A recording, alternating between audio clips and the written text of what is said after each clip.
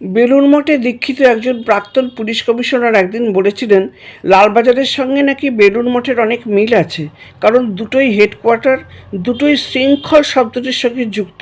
সাংসারিক জ্বালা যন্ত্রণা থেকে নিষ্কৃতি পাওয়ার আশায় প্রতিদিন কত শত মানুষ এই দুটো জায়গাতেই আসেন। আবার বিপদের সময় যেমন দুটো জায়গায় খুব তৎপর হয়ে ওঠেন, এরকম আরও কিছু। কিন্তু পার্থক্য রয়েছে বিরাট। সে একেবারে বিপরীত ধর্মী।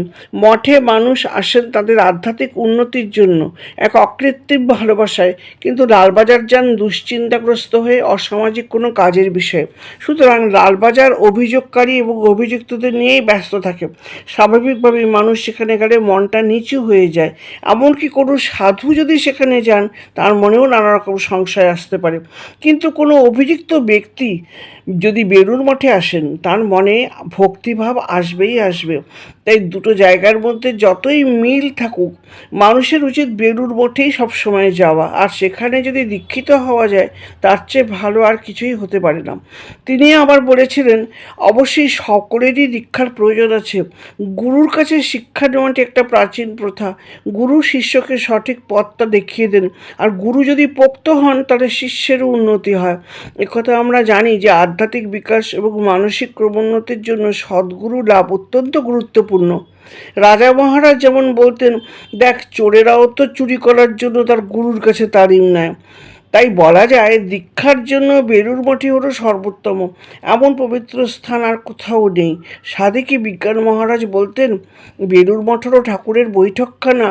আজও ঠাকুর বা স্বামীজি তার পার্শ্বদের নিয়ে ওখানে অবস্থান করছেন। বেলুড় মঠে আছেন সপার্শ্বদ ঠাকুর। একদিন ভাগ্নের হৃদয়ের সঙ্গে ঠাকুর শ্রীরামকৃষ্ণদেব আড়িয়াদহে আগত বর্ধমান মহারাজের সভাপণ্ডিত অসুস্থ পদ্মলোচনকে দেখতে যান। পদ্মলোচন শ্রীরামকৃষ্ণকে দর্শনমাত্র বলে ওঠেন, এ কি আশ্চর্য রূপ দেখলাম! বাইরে মানুষের মতন আকার, আর ভিতরে কালীর রূপ। হৃদয় তাকে জিজ্ঞাসা করলেন, অনেক বড় বড় পণ্ডিতেরা একে অবতার বলেন, কিন্তু সে কথা যাক, মশাই আপনি কি বলেন? উত্তরে পদ্মলোচন বলেন, অবতার? এর যদি কৃপা হয় তো অনেক অবতার ইনি তৈরি করতে পারেন। শ্রীরামকৃষ্ণ তার কথায় বাধা দিতে গেলে তিনি বলেন, আপনার পায়ের ধুলো পেলে কত শত মহামূর্খ আমার চেয়ে পণ্ডিত হতে পারে। আবেগ বোধিত কণ্ঠে তিনি আরও বলেন, অবতার তো সামান্য কথা। যার শ্রীপাদ পদ্ম থেকে অবতারের উৎপত্তি হয়, আপনি স্বয়ং তিনি। আমি যা বললুম আপনাকে, তা কারুর সাধ্য থাকে তো খণ্ডন করুক। আমি শাস্ত্র মতে তর্ক করতে প্রস্তুত আছি।